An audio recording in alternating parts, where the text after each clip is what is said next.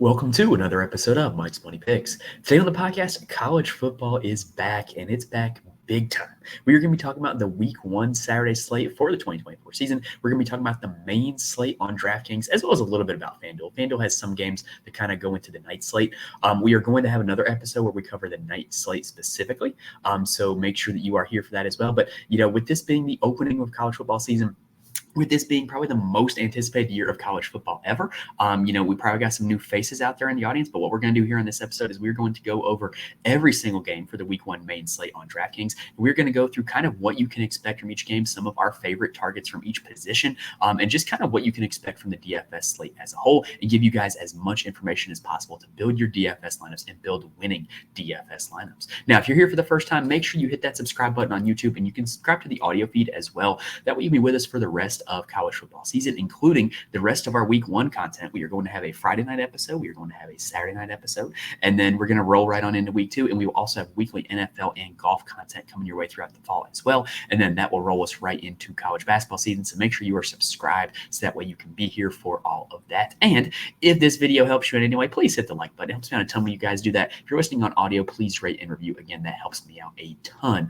when that happens. All right, but we've got a jam-packed 12-game slate to break down. It's a big one. So let's not waste any more time. Let's go ahead and dive into this Saturday. So game 1 on the slate is probably one of the most anticipated games of the weekend. That is Clemson taking on Georgia in Atlanta, which is kind of like a home game for the Dogs. But anyway, this is going to be a game that should be very good in real life purposes, should be a competitive, really action-packed game, but it's not exactly the best for DFS purposes. Currently, Sportsbook has Georgia is a 13.5-point favorite with a game total of 49.5, which means the projected total is about 31-18 in favor of Georgia. I never do decimal points when I'm rounding off for the points, just because you can't actually score 32.25 points in a football game. So 31-18 Georgia is the projected total. Now, for the Dogs, they return a lot of their production from last season on offense. Carson Beck is the returning starter at quarterback, but he is priced up at a point that makes him really tough to play in DFS. He's up there at $9,100.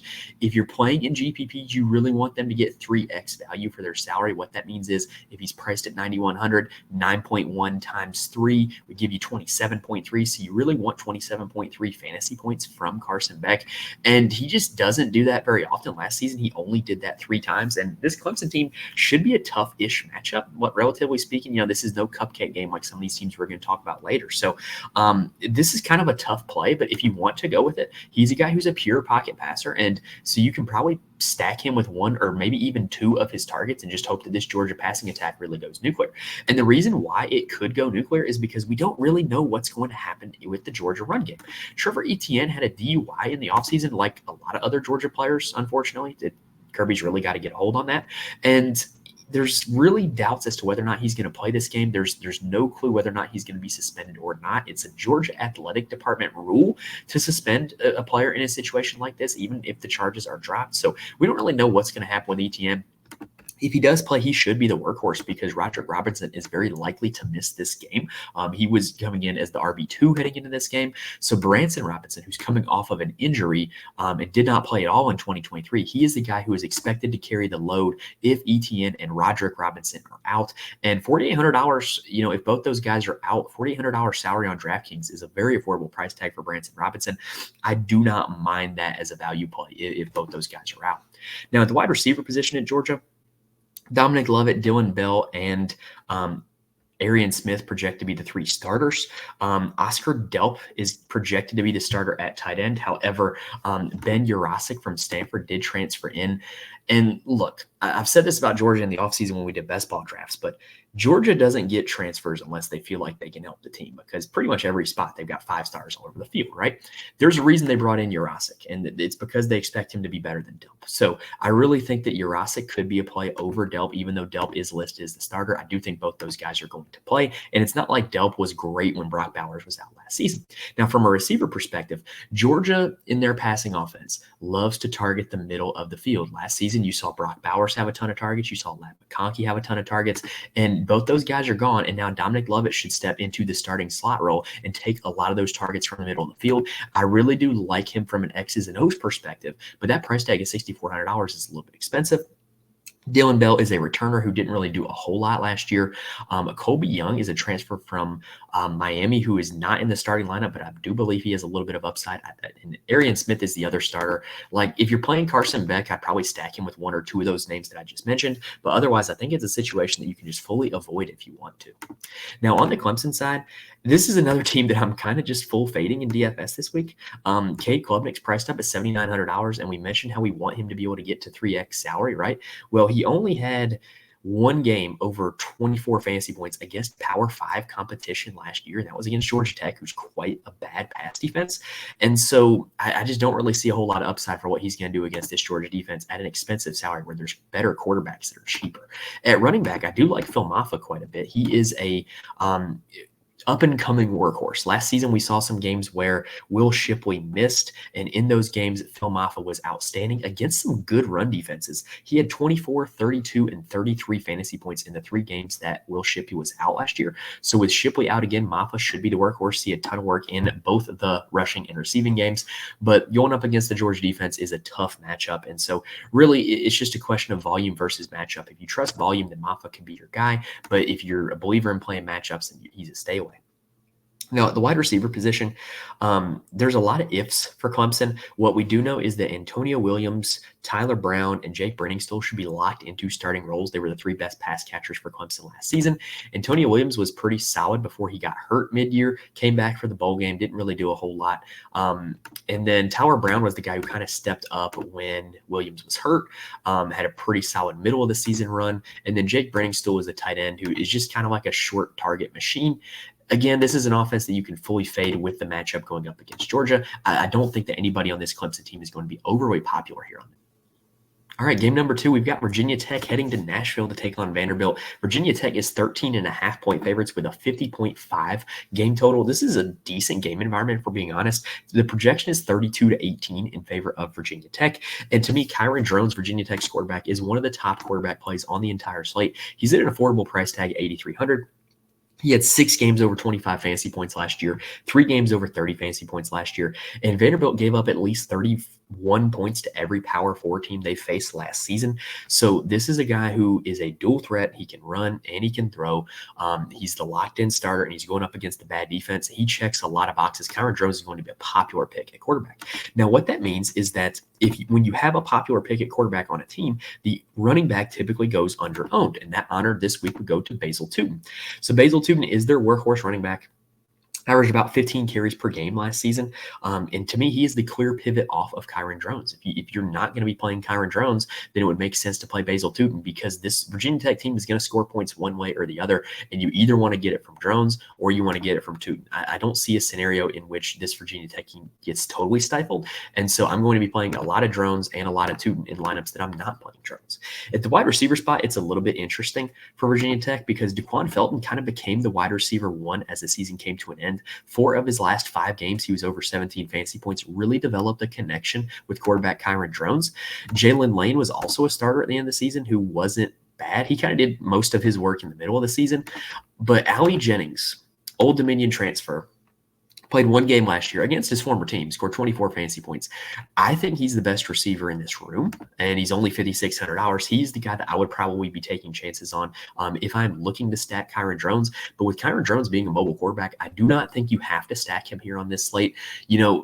Stacking is such a big principle in college football DFS, but when you have mobile quarterbacks that can score points via their legs and their arm, you don't have to always stack them. So I think Drones is one of those that you don't have to stack this week. Now, on the Vanderbilt side, there is a QB competition between New Mexico State transfer Diego Pavia and Utah transfer Nate Johnson. They're listed as or starters on the depth chart, which is like the worst thing that can happen because you just don't know who's going to play. Look, if we knew that one of them was going to play, it'd be a very appealing situation. They're both dual threats. The Virginia Tech defense is good, but not great. And they're very, very affordable price tags. This could be a decent game stacking environment, but we don't know who's going to play. So I just really would stay away in that regard. At the running back position, the thing we're looking at is Cedric Alexander was a freshman last year, and he is their most talented rusher, in my opinion. He was probably their best back for most of last year. Didn't score a lot of fantasy points because the Vanderbilt offense didn't have a lot of success, but they're projected to score 18 in this game, and they got to score 18 somehow. At the wide receiver position, Sherrill and Skinner are listed as the two starters at wide receiver.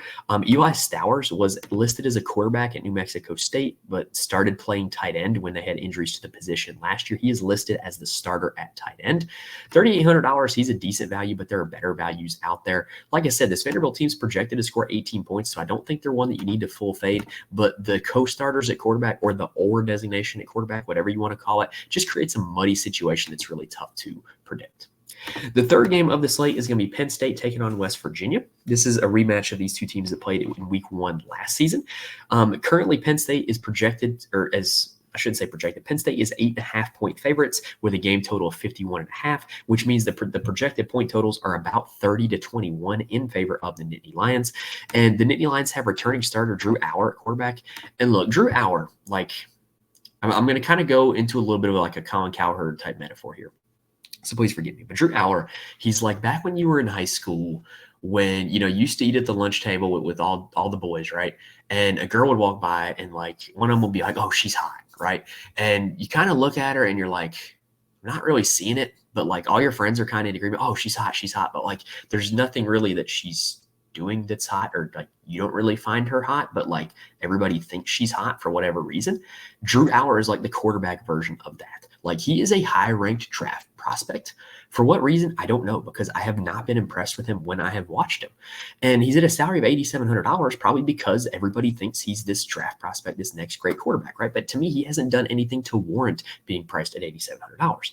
The only piece of good news is that if you do wish to play Drew Auer, he did have his second best fantasy performance of the season last year against West Virginia. He threw for 325 yards and 3 touchdowns and put up 28 fantasy points. But even then, that's only 3.5 times value for his salary, and that's kind of his ceiling.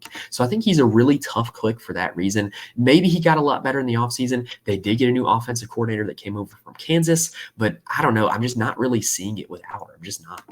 At the running back position, this is committee central. Nick Singleton and Katron Allen were pretty much exactly a 50-50 split last season. Singleton had 171 carries. Allen had 172. Like I said, about exactly a 50-50 split.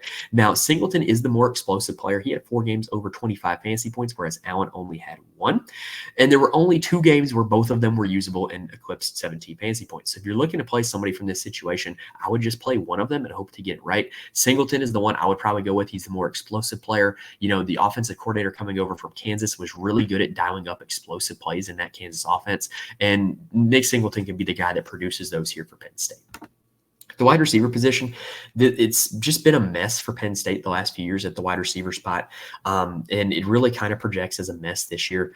Harrison Wallace is the vertical threat, the deep guy. Clifford is going to be the starter in the slot. He's kind of like their low average depth of target, like volume slot guy.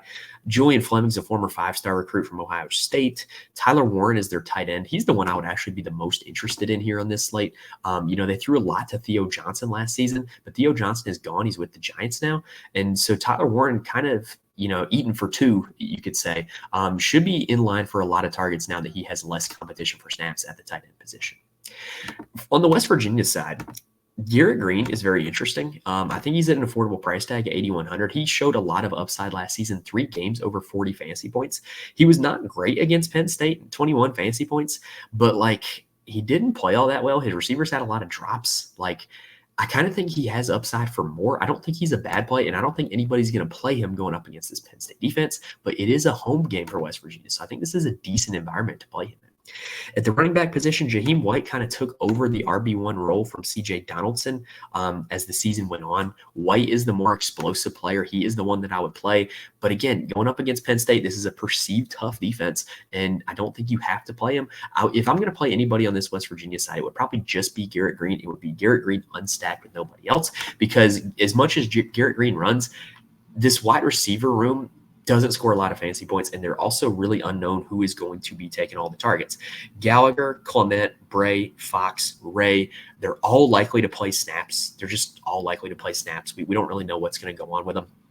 Cole Taylor is the tight end. He's the one guy that kind of has a starting role locked down.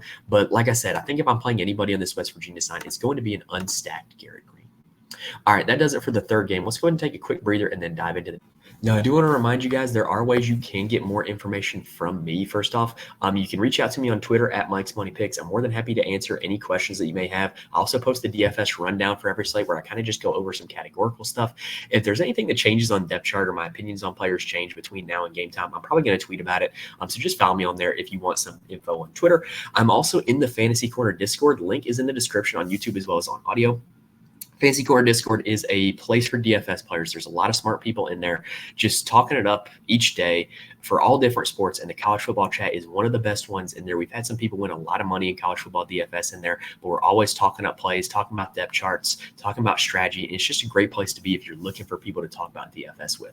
And then also, if you want to know who makes my actual lineups, head on over to the Patreon, patreon.com/Mike's Money Picks. I post my DFS core for DraftKings and FanDuel for every single college football slate, including the midweek ones. So if you want to know who actually makes my lineups, and I'll give you a little bit of information and strategy behind it, head on over there. I'm not just going to sit here and guarantee that you can just plug all those guys in and instantly win millions of dollars. It's not that easy, but I do promise that if you read the write-ups, you get the information, you can get some help with your own process and get better at playing college football DFS, because this is a game that is solvable. Unlike DFS for a lot of other sports where you have a lot of guys that use simulators and optimizers and all that, college football is a game that you can legitimately still win at in 2024.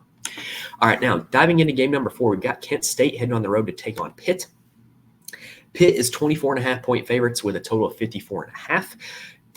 That makes the projected score Pitt 39-15. This is probably the most amount of points Pitt is going to score all season. Kent State is kind of a mess. They were one of the worst teams in all the FBS last year. Devin Cartman won the starting quarterback job, and I didn't really see anything out of him last year that indicated he was going to be good this year.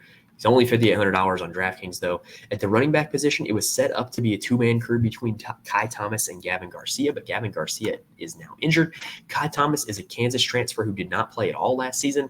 He's only $5,000. Pitt's not going to be a good defense. Maybe there's something worth looking at there. At the wide receiver position, Kent State did not give us a depth chart, but what we do know is that Krishan McCray is going to be their wide receiver 1. Look, if you're looking to get some exposure to this game, the good news is Kent State has very clear playmakers in Kai Thomas and Krishan McCray, and I think you can take shots at them as one-off plays. I don't think they're the worst plays in the world because I don't think Pitt is all that good. Speaking of Pitt, they did release a depth chart, and they said that it was going to be Nate Yarnell or Eli Holston at quarterback. There's another one of those ors that kills us in DFS. It basically makes this situation unplayable. And the sad thing is that they're a team projected to score 39 points, and their quarterback situation is almost unplayable because you don't know who it's going to be. At the running back position, Rodney Hammond Jr. was their second leading rusher last season. He's a pretty solid player, in my opinion. Only $4,900. That's a very reasonable price tag. So Pitt's offensive coordinator was formerly the head coach at Western Carolina, and he had a lot of Western Carolina players follow him to Pitt. One of them is Desmond Reed, who was an absolute workhorse back for Western Carolina last year. So it's kind of unknown how much he's going to eat into Hammond Jr.'s workload, but Hammond Jr. should be a guy that plays, but Desmond Reed definitely has knowledge of the offense, definitely has the trust of the offensive coordinator. So that's just another variable to throw in. At the wide receiver position, it does get a little clearer for Pitt. Mumfield and Williams are the two listed starters. Mumfield was their second leading receiver last year behind Bub Means, and he is just okay. But this is a game where they're projected to score 39 points. They got to score him somehow. $4,800, pretty reasonable price tag. And then Williams Jr., he transferred 2 times. He transferred from Western Carolina to San Diego State, and then from San Diego State to Pitt. He is the other listed starter at wide receiver. $3,800. I think there's worse guys you could take a shot on, honestly. Like I said, this Pitt team is going to score some points. It's just a matter of who's going to score them, and there's a few guys that you can take shots on. Next up, we have UConn heading to Maryland. Maryland is 20.5-point favorites in this one with a total of 45.5, which means the projected score is about 33-13 in favor of Maryland. There have been no depth charts released in this game because both coaches think it's a competitive advantage to not release the depth charts, and I think that's a load of crap. I despise when coaches do that. I think that you should be required to release depth charts. I think you should be required to release injury reports, but I digress. That's a story for another time. Anyway, UConn did name a starting quarterback. It's going to be Nick Evers. Nick Evers was a big-time recruit coming out of high school. He's pretty talented. Now, granted, they're only projected to score 13 points in this game, but $4,800 for a starting quarterback who was a big-time recruit, that's not bad. At the running back position, Cam Edwards does figure to be the workhorse, followed by Victor Rosa, who will play some snaps. Look, again, they're only projected to score 13 points. That's a little bit more expensive than I would like. I think there's better plays out there than those two guys. At the wide receiver position, from everything I could gather, Buckman, Sheffield, and Skylar Bell are listed as the 3 starting wide receivers. Skylar Bell is probably the most talented of them. He's a Wisconsin transfer. He had a few decent games last year. He would probably be the one that I would take shots on. TJ Sheffield is a Purdue transfer. Buckman is a returner for UConn, that is. So between the 3 of them, I think you have 3 decent values at wide receiver. If you're looking to really save some salary, you can go with an Evers and Bell stack and just hope that maybe they connect on a touchdown or 2. I think that's a very cheap stack that you can get to here in the Saturday slate. I don't think it's an optimal play, but it would certainly allow you to do a lot with the rest of your lineup. On the Maryland side, we don't know who the starting quarterback is going to be. We just don't. MJ Morris transferred over from NC State. He was okay. Brandon Armstrong ended up winning the job back from MJ Morris after Brandon Armstrong was benched for MJ Morris. Billy Edwards Jr. came in last year to run in place of Talia Tagovailoa. Look, I don't know who the starter is going to be. If I knew it, they'd be a decent play, but I don't. So moving on. At the running back position, Roman Hemby is the returning starter, and he was honestly pretty good last year in terms of like an efficiency standpoint. He just didn't get the ball a whole lot. Like he only averaged about 12 carries a game as a starting running back. That's not a lot. And the reason why they didn't run the ball a lot was because they had Talia Tagovailoa that they trusted to throw the ball, right? Well, they don't have that this year. So Roman Hemby's volume should go up. They're projected to score 33 points in this game. With the uncertainty at quarterback, it makes sense that you would want to pound the rock with your returning starter at running back. I think that Roman Hemby is a really, really good play at $6,000. The wide receiver position, we know the top 2 for Maryland are going to be Prather and Felton. They were the top 2 receivers for them last year. And look, not knowing who the quarterback is makes it tough because, Billy Edwards Jr. is probably more of a runner. MJ Morris also has a little bit of rushing upside, but he didn't run a whole lot at NC State. He's just a pretty good athlete. So I don't really know what to make of this situation. If there's anybody on this Maryland side that I'm going to play, it's going to be Roman Hemby, and that is a fact. Next up, we have South Dakota State taking on Oklahoma State. And so there's been no depth charts released for this game, but this is a very juicy game environment. Oklahoma State is only 9.5-point favorites against the FCS opponent, South Dakota State Jackrabbits.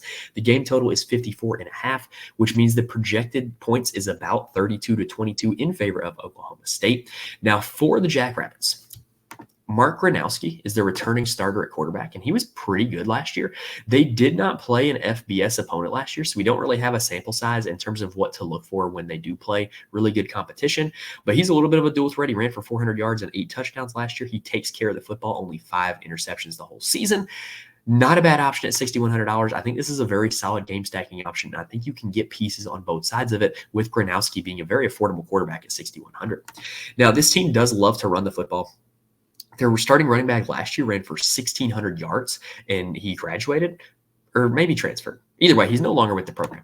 And Amar Johnson was the running back 2 last season and ran for 800 yards. So clearly this is a team that likes to run the ball, and he's only $4,500. I think he makes a lot of sense as a play. Oklahoma State is a team that they're not great defensively, and they play at such a fast tempo offensively that whoever's going up against them is going to get off plenty of plays and have plenty of opportunities to score fantasy points. So Amar Johnson makes a lot of sense because this team is going to be committed to running the football, and they're going to have plenty of opportunities to do it. The only concern is if maybe Oklahoma State goes up big early, maybe they start abandoning the run, but at only $4,500, that's not a lot of opportunity cost to take a shot at Amar Johnson. I think he's one of the best value play running backs on the slate. At the wide receiver spot, they lost their top 3 wide receivers from last year. Griffin Wild is their leading returning receiver. I'm not going to lie to y'all. I'm probably not going to mess with this, and my exposure to South Dakota State is going to be with the quarterback unstacked or with Amar Johnson coming out of the backfield. On the Oklahoma State side, everything starts with running back Ollie Gordon. Yes, I'm going a little bit out of order on this one because Ollie Gordon is that good. So Ollie Gordon had a little bit of a legal issue this season, and he's not expected to get suspended. In fact, Mike Gundy said that his punishment should be carrying the ball 50 times in this game. Well, if he does that, then Ollie Gordon should be a lock in all DFS contests. He's $9,100, and he has earned that price tag. To me, he's the top running back in the slate. If you ask me, hey, who's the running back you think is going to score the most points? It's Ollie Gordon, and it's not even close.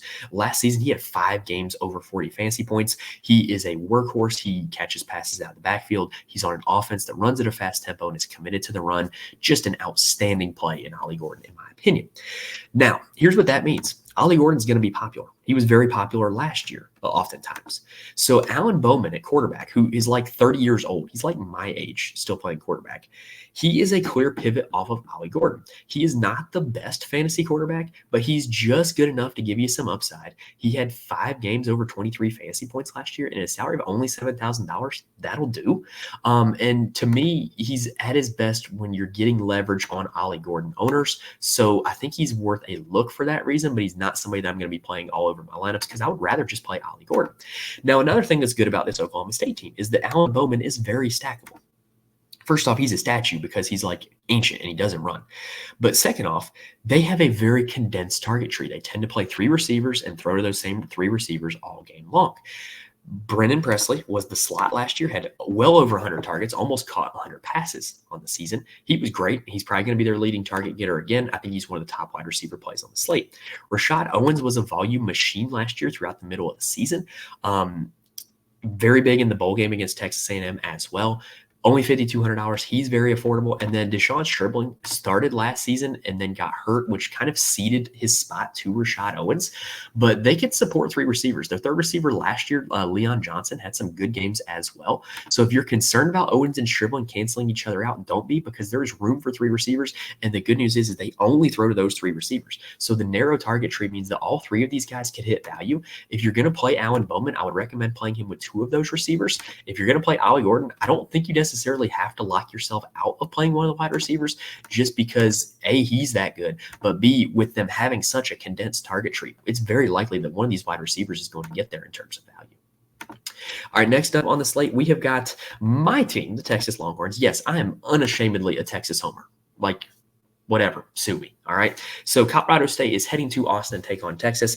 The spread is currently Texas is 33.5-point favorites with a total of 59.5, which means the projected score is 46-13 in favor of the Longhorns. Now for Colorado State, we didn't get an official depth chart for either team in this game, but Braden Fowler Nicolosi is the returning starter. They run an air raid offense. They're going to throw the ball all over the yard. He attempted over 30 passes in every game last year except for their opener.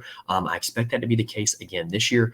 $6,500, and I got to say the passing defense, the secondary, is the weak point of Texas's defense. So if this game were to stay close or were to shoot out, it would probably be because Fowler Nicolosi's throwing for a lot of yards because Texas secondary is not that great. It's the relative weakness of their team.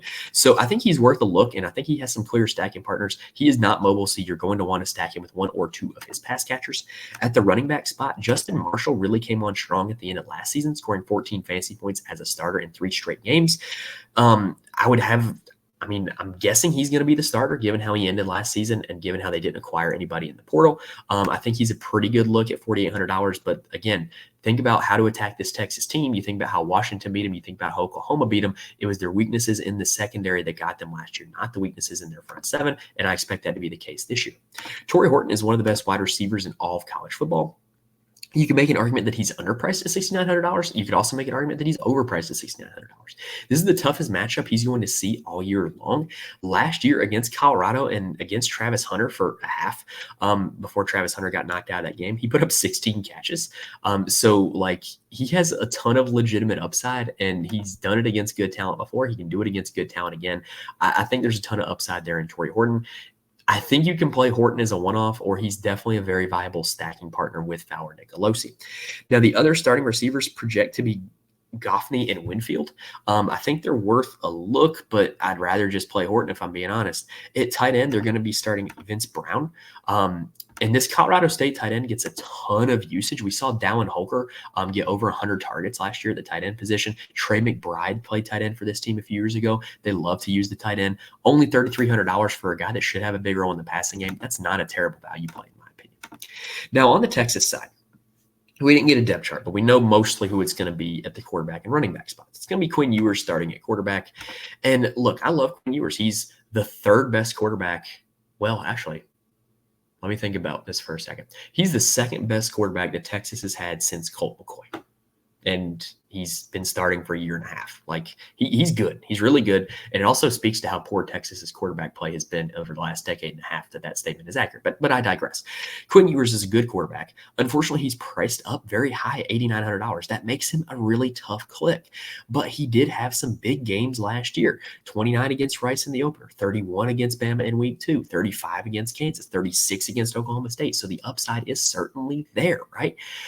But the thing is with Quinn is if you play him, you're going to want to play him stacked. He has just a very slim margin of rushing upside. So you're going to want to play him with his pass catchers. And unfortunately, that is where the mess is. The top 6 receivers will all likely play in this game. They've said that they're going to come out and play a rotation. The good news is that Steve Sarkisian is a guy that once he figures out who he likes, he tends to play with that same personnel for the entire game. Just look at their film last year. It's 11 personnel with Worthy, Mitchell, Whittington, and Sanders pretty much the entire game, which, by the way, all of those guys are gone. So there's plenty of opportunity for these guys to step up and carve out a role. But you got Isaiah Bond, the Alabama transfer, Silas Bolden, the little slot from Oregon State, Jonte Cook, big-time recruit, Matthew Golden, transfer from Houston, and then DeAndre Moore, another big-time recruit as well. All those guys are going to play snaps, right? So it's really hard to figure out what's going to happen with this wide receiving core. I think Bond is the most talented personally. He's the guy that I would prefer. And then at the tight end position, Amari Niblack is a transfer from Alabama. He's certainly worth a look also. This team used Jatavion Sanders a lot last season, and he is stepping into that role. At the running back spot, Jaden Blue is the starter. Jaden Blue is going to be a chalk play here on this slate. Steve Sarkisian, when he settles on one running back, feeds that running back and is a very productive proposition for fantasy scoring. Think about Bijan Robinson in 2021 and 22. Think about Jonathan Brooks last season. It's a very good proposition to be the starting running back in a Steve Sarkisian system. Texas has a great offensive line. They have a great offensive scheme. Their offensive coordinator is a former O-line coach. Like, they know how to create success in the run game. And Jaden Blue, with the injury to C.J. Baxter, is going to be that guy this season. $6,200. He is one of my favorite running back plays of the entire slate this week. All right, I'm going to go ahead and take a quick breather, and then we're going to talk about the last 5 games. Quick reminder, if this video has helped you guys in any way, please hit the like button on YouTube. Please rate and review the audio. It really helps me out a ton when you guys do that. It helps the podcast get noticed, helps grow the community, and just helps progress this channel along its journey. You know, we've been around on YouTube for a year and 3 months now. We're over 500 subscribers. The next milestone is 600, and then obviously 7, 8, 900,000. So please help me out. Hit the like button, rate, review, and subscribe if you're not already, so that we can be with us for the rest of this college football season. It is going to be a great one. I think with the 12-team playoff, with the conference realignment, with the college football video game coming out, this is going to be the best season of college football yet. You're going to want to be here with us for the rest of the season, so make sure you subscribe. All right, so let's go ahead and talk about the next game. Miami heading to the Swamp to take on Florida. This game has a spread of Miami -2.5 with a total of 54.5, which means the projected total is about 28 to 26 in favor of Miami. Look, this is the game of any on the slate that has a close spread and could be a shootout. I think if you're looking for a true game stack where you go quarterback, receiver, maybe even another receiver, this would be the game to do it with. And I think that they're priced in a way that you can do it. And there's enough value plays in the rest of the slate that you can do it. On the Miami side, Cam Ward is going to be the starting quarterback. He is a transfer from Washington State. Now, what I will say is that the Washington State system was a little more friendly for quarterbacks from a fantasy standpoint than Miami's will be. Tyler Van Dyke only averaged 19 fantasy points per game last season, but Cam Ward is, quite frankly, a little better than Tyler Van Dyke. So I do think that there will be plenty of opportunity for Ward to put up fantasy points. He is more of a scrambler as opposed to a runner as a dual threat quarterback. So I would certainly be stacking him, but he can get you some rushing yards and maybe a rushing touchdown. At the running back spot, Miami is getting Mark Fletcher back from injury. And this was committee central last season, but they brought in Damian Martinez from Oregon State, and he is a bell cow running back. He was great at Oregon State last season. If you're not looking to play Cam Ward, I think Martinez is a decent click. Personally, I would rather play Jaden Blue or Roman Hemby than Damian Martinez, but there is going to be some points in this game. You're going to want to get a piece of it. Martinez is a way that you can do that. At the receiver spot, we have a very clear target tree at Miami. That's the good news. Xavier Restrepo is their slot that is an absolute volume monster, over 100 targets last season, over 1,000 yards last season, over 20 fantasy points per game last season. He's just a guy that's going to catch a lot of passes. And on DraftKings, where you have a full PPR format, that's worth a lot. On FanDuel, where it's 0.5 PPR, you can downgrade him slightly because a lot of his fantasy points are going to come from the volume of receptions that he gets. The other two starters should be Jacoby George, who was there last year, and Sam Brown, who is a transfer from Houston. But like I said, it's a very narrow target tree. If you're playing Cam Moore, playing with Restrepo, or playing with one of the other two guys, or playing with two of the three for that matter. Their tight end projects to be Elijah Arroyo, who is unproven, but only $3,100 for a role that should be pretty decent, if I should say so. $3,100 is a decent price to pay for that. So definitely some guys on this Miami team that you should look out for. Now, on the Florida side, Graham Mertz is currently the starter. DJ Lagway, the talented true freshman, is waiting in the wings, but Graham Mertz is currently listed as the starter. He's only $7,500. He was just okay last year, but he's priced at a point where at $7,500, I'm willing to pay for Graham Mertz, especially in a game stack. He had 4 games over 20 fantasy points last season. So I just think that he's got just enough upside for his price tag, and the game environment is just good enough that he is going to make my player pool here this week. At the running back spot, they were a committee last year with Montreal Johnson and Trevor Etienne. Well, the good news is that Trevor Etienne is now with Georgia. Montreal Johnson should be a workhorse running back for this Florida team. Like last season, if you were to add together what Etienne and Johnson did together, it would have been over 30 fantasy points a game. So pretty much if Johnson gets the lion's share of the work, he should be a stud in DFS this year. And he's got the Q tag next to him, but he should be good to go for this game. I think he's a really solid play at 5,700. Now, at the wide receiver position, Ricky Pearsall was a big-time volume guy at the wide receiver spot for Florida last year. Eugene Wilson III, a.k.a. Trey Wilson, was really solid as a true freshman, had some big-time games, 3 games over 20 fantasy points. He can do that with more regularity now that Ricky Pearsall is gone. Somebody has to step in and take the volume that Pearsall had, right? And so Wilson takes just a little bit of it. That should up his production quite a bit. He's a little expensive at $7,100. I think in a vacuum, I would personally prefer to play Torrey Horton, who's slightly cheaper. But considering that this is a very stackable game with very stackable quarterback, I think that he's at a pretty good point where he's also going to make my player pool. Elijah Badger, it was a target monster at Arizona State last year. So, between Wilson and Badger, one of them's going to have a solid game. I think that's pretty predictable, pretty projectable. So definitely looking to get one of those two in my lineups, especially if I'm playing Graham Mertz, especially if I'm game stacking.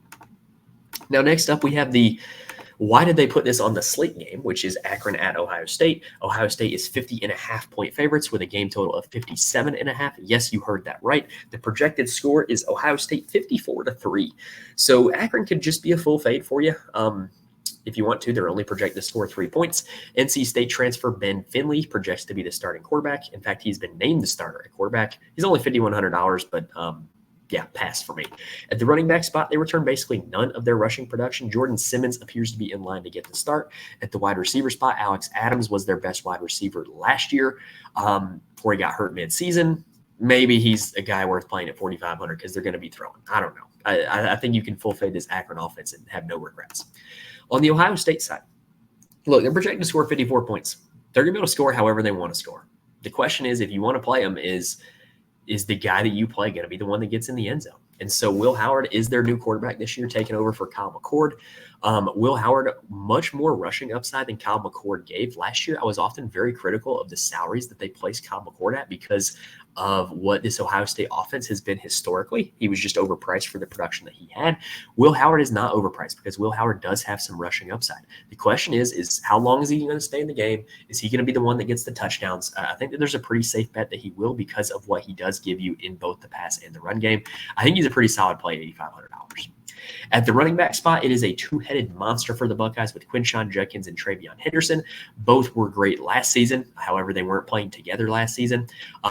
The question just becomes is how's the carries going to work out, right? Like, is it going to be more Judkins, more Henderson? Who's going to get the carries? Who's going to be used in the red zone? Who's going to be the pass catching back? We don't know any of that yet.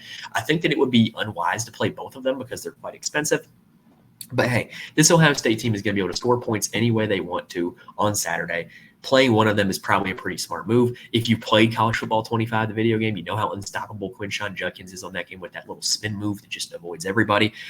So, if you play College Football 25, you want to roll out Judkins in DFS, go for it. I'm never going to tell you how to spend your money. If you want to just play somebody based off the vibes, based off of how they are in a video game, knock yourself out. But I do think that both of these guys have a potential to see big success. We just don't know who it's going to be. At the wide receiver spot, we do have a clear 3 starters for Ohio State. That's the good news. Emeka Egbuka is back for what is seemingly like his 5th season at Ohio State. Didn't have a big year last year, but he's a guy that all of the guys that he competed with for targets are now gone.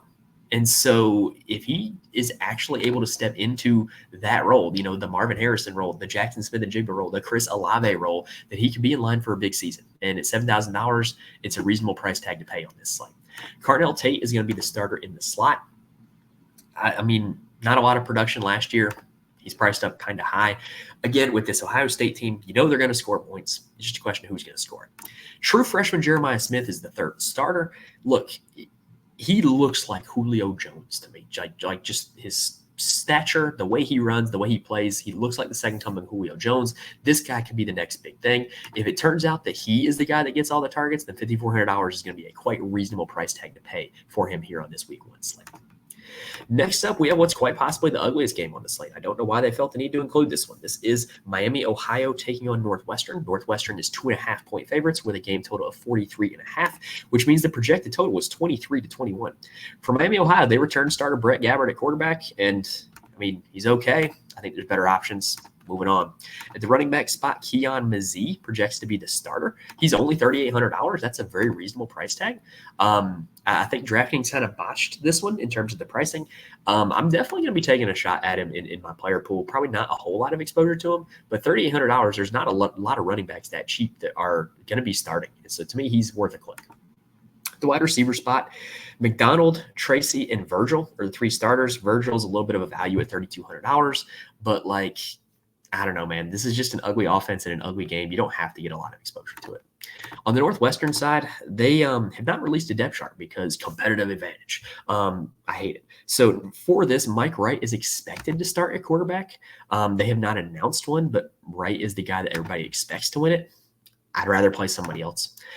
Cam Porter is the workhorse running back. I would not have a problem clicking him. I think that the 2 running backs in this game are probably the most palatable clicks. At the running back spot, at the wide receiver spot, Bryce Kurtz is their leading returning receiver. After that, it's kind of a mystery. Like I said, Porter and then Mazie would probably be the main 2 guys from this game that I would play. I don't think you have to have a whole lot of exposure to it. It's kind of an ugly game environment. Next up, we have Ohio taking on Syracuse, another MAC team making the main slate. All right. So this one is Syracuse minus 17.5 with a total of 47.5. Which means the projected score is about 32-15 in favor of the Orangemen.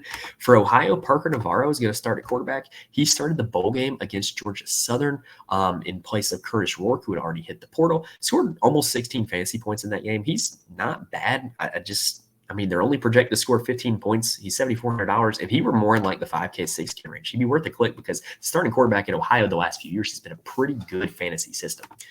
At the running back spot, it's an or on the depth chart, Ricky Hunt or Anthony Tyus. They're both very affordable. It's not the worst matchup in the world, but the or has me worried. We know that they're going to be splitting carries, and we don't want that. There's other guys that we can play that are not going to be splitting carries. At the wide receiver spot, Harris, Owen, Hendricks, and Butler are the 4 they're going to play for Ohio. I think you can kind of just avoid this, though. They're only projected to score 15 points. Just not a great offense to target in. Now, on the Syracuse side, it gets interesting because you've got Kyle McCord, but I feel like Kyle McCord is kind of priced up for what he was supposed to do in his Ohio State days. I think he is overpriced. I'm probably not going to be getting to him for that reason. I think there are better quarterbacks in the 7K range than paying up to 8K to get Kyle McCord. At the running back spot, we have one of our chalk running back plays of the slate. It's LaQuint Allen. So he is a workhorse running back for the Syracuse team. He's great. I don't know why they priced him at $5,100. It's just a straight up misprice on DraftKings. Last season, he was in the 7Ks in salary. This year, he's $5,100. I don't get it. So he is going to be a chalky running back play. Everybody and their brother is going to play him. But if you're coming over to college football DFS and you're familiar with NFL DFS or golf DFS, and you're used to just saying, oh, that guy's 30%, I can't play any of him. College football is not that. College football, guys are chalk for a reason. Like last year, you saw Ollie Gordon come in at like 50, 60% on some slates and, demolish and score 40 plus fantasy points. And he was the guy that you had to have if you wanted to cash. I think there's a chance that LaQuint Allen is that guy. He's going to come in as highly owned. He's going to get a ton of touches. He's going to have a ton of opportunities. His offense is projected to score 32 points. He checks all of the boxes and he's only $5,100. So I think a lot of people are going to play him, but I do think he is going to be a popular play for a good reason. I'm going to be playing him. I will probably be slightly above the field average in terms of playing him. Honestly, if I'm being honest, I'm going to play a lot of LaQuint Allen. At the wide receiver spot for Syracuse, Umari Hatcher is their number one wide receiver. He didn't do a whole lot last year, though, but he just projects to be their number one wide receiver. The guy that's the most intriguing is Rondé Gadsden II, who is their tight end, who was hurt last year and was great in 2022. And he's really like their number one wide receiver, even though he's a tight end. And he's priced at $3,500. He's going to be chalk city as well as LaQuint Allen. So really, if I'm being honest, when you play chalky guys like this, I would probably not play both of them together. I would probably make sure that the rest of my lineup is different, either with the players that I'm playing or different by construction. But just know that both those guys are going to be highly, highly owned. Gadsden is just a straight misprice at $3,500. I would probably not play Gadsden and Allen together just because of the ownership. If you do, though, I think you can. You just got to look to be different somewhere else. You got to play a stack that no one else is playing. You got to do a game stack no one else is doing. But playing both of them together is going to be a very popular combination because it allows you to do a lot with the rest of your lineup. The last game of the slate is the UTEP Miners heading on over to take on Matt Rule's Nebraska Cornhusker. As a Carolina fan, not a fan of Matt Rule. Carrying on. So for this game, we've got Nebraska as 27.5-point favorites with a total of 48.5. That means that the projected score is 38-10 in favor of Nebraska. For UTEP, we do not have an official depth chart, but we've got Cade McConnell projected to be the starter. I think there's better options. At the running back spot, Jackson and Thomas are going to be the two top running backs. They have both of them listed as starters. I mean, they're both going to get carries. Like, this is not like a committee situation. This is an offense that loves to run the football. They're both going to be on the field a lot, but I think there's better options. At the wide receiver spot, Goodman, White, and Smith project as the three starters. Again, probably just avoiding this UTEP squad, in my opinion. On the Nebraska side, you've got Dylan Raiola, who is the big-time freshman coming in. He transferred high schools to Buford, Georgia, because he wanted to be closer to Athens, and then he ends up not going to Athens and going to Nebraska. He looks like Patrick Mahomes. That's kind of his whole shtick. He wants to look like Patrick Mahomes. $8,200 is higher than I would have personally had him. But knowing that they're projected for 38 points, I don't think it's an unreasonable price tag. He's very talented. They're going to be looking to see what he can do against this UTEP team. And I think he's going to probably be pretty aggressive against this UTEP team, just seeing what he can do with this offense. I don't think he's a bad click at $8,200 by any means. At the running back spot, I'm not going to be playing any of them. Nebraska has 4 players that got the OR designation. Johnson, Irvin, and Dowdell all got the OR designation. To me, they're all unplayable. Carrying on. At the wide receiver spot, Jamal Banks is very overpriced, in my opinion. He's a transfer from Wake Forest. He was very good at Wake Forest last year. I don't know why he's the highest priced wide receiver on the slate, but he should be this team's wide receiver 1. If you're looking to play Raiola, you can definitely stack him with Banks, or you can stack him with the other 2 receivers, Nair and Bonner. Bonner is very cheap at $3,300. But on their depth chart, Nair and Bonner were listed as the 2 starters. I definitely wouldn't mind taking shots at them if you're looking to save salary and avoid Banks. We don't know what the target tree of this offense is going to look like with Dylan Raiola, and these receivers are new. So with there being a lot of question marks, I just kind of don't find it necessary to pay up to $7,500 for Jamal Banks. I'd rather play wide receivers that have a more defined role that are cheaper than him. Tommy Fadone is going to be their starting tight end, $4,500. I think Gadsden is a better play at $3,500, but just wanted to let you guys know that is who is their starting tight end. He is an option. All right, so that's going to do it here for this slate, y'all. That does it for all 12 games. Like I said, if this video helped you in any way, please hit the like button on YouTube. Please subscribe to the channel. If you're looking to get more from me, head on over to Twitter at Mike's Money Picks. Join the Fantasy Corner Discord. Get in on that conversation. It's a great place to be this time of year, especially when college basketball season starts up. It's a great place to be. And then if you want to know who the full DFS scores look like, head on over to the Patreon, patreon.com/Mike's Money Picks. I'll be posting my DFS scores for every single college football slate on there. Make sure you check out our other episodes for this week as well, because our Thursday episode is out already. Go check that out on the channel. Our Friday episode is going to be released tomorrow. Our Saturday night episode is going to be released as well. So just make sure you check those out and get ready for week 1 of college football. It's going to be a great weekend. I could not be happier about it. With it being a new season, if you're looking to try any new DFS, player prop, or sportsbook site, head on over to signupexpert.com/Mike's Sign Up Expert gives you the best promo codes for new users. And by using my site, it gives me a little bit of help as well. And really, it also syncs to your location, so it only gives you what's available in your state or province. So it's super helpful to know what sports books and DFS sites are available in your area. It's real nice. If you're looking to sign up for anything new, give it a shot. All right, that's going to do it for this episode, y'all. I was kind of battling an illness, so I'm surprised that I made it through 48 minutes of talking. I'm happy that I made it through that, so I apologize if my voice sounds a little bit dead at this point. But anyway, hopefully I was able to give you guys plenty of good information in order to build your week 1 DFS lineups. Best of luck to you guys in week 1. Come back with us for the rest of this great college football season. Thank you guys for watching and listening to this point, and I will see you guys next time.